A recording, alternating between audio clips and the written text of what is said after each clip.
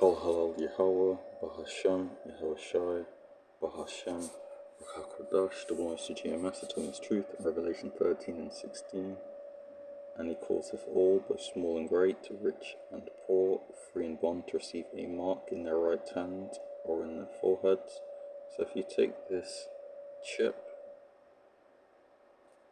this MOTB, Mark of the Beast, you will be destroyed. So let's just take a look. So this is from Fast Company saying the day I got microchipped. There's going to be many more videos with people uploading videos with titles like that.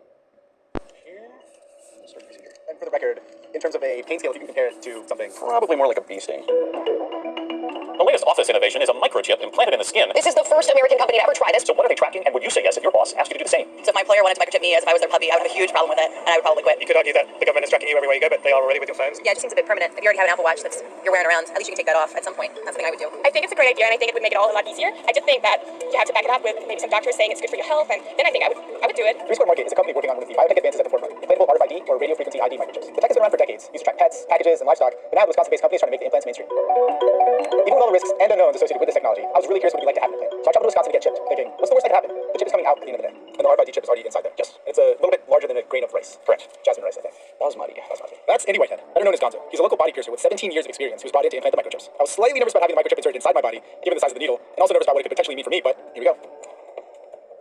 Just take a nice big breath in. That's how it is. It's in there. It's in there. Pretty quick and easy. I feel like a cyborg.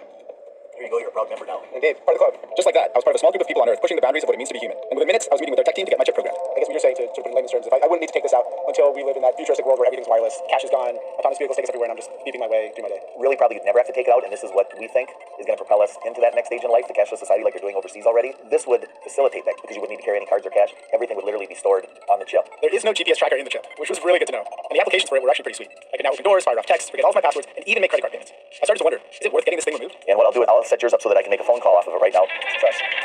Stuck in this internal debate about whether to keep the chip, I thought I'd talk to some employees to get their take. One who has the chip and another who opted out. You know, I wasn't opposed to it, but they had so many people that wanted the chip that I felt I would just wait for a few months and see how everybody reacted to it, if anybody got sick from it, if anybody got infections, you know, any of that stuff. And everybody that has gotten one has been just fine on it. You got chipped on your very first day. I guess the number one question I have is why? Why did you feel you had to do it besides seeing everyone else? So I found out through social media that the company that I was moving from Colorado to come to Wisconsin to work was optionally microchipping their employees. It sounds really futuristic and bizarre, and at first I wasn't going to do it. And how much information did you have? Did you know that you could open doors? Sure, but how much information do you have about the chip in general? All the questions that the news were asking, all the questions the employees were asking, all the right questions, the nitty-gritty questions were there. So I knew what it was made of, I knew what it could do, what it could do in the future. I was well educated before getting a microchip in my hand. They offered to take it out at the end of the day, and I was like, absolutely, don't want this thing in my body longer than it needs to be. And kind of having second thoughts, I think it might be fun to play around with this more. I don't know, having some thoughts, some inner conflicts about whether to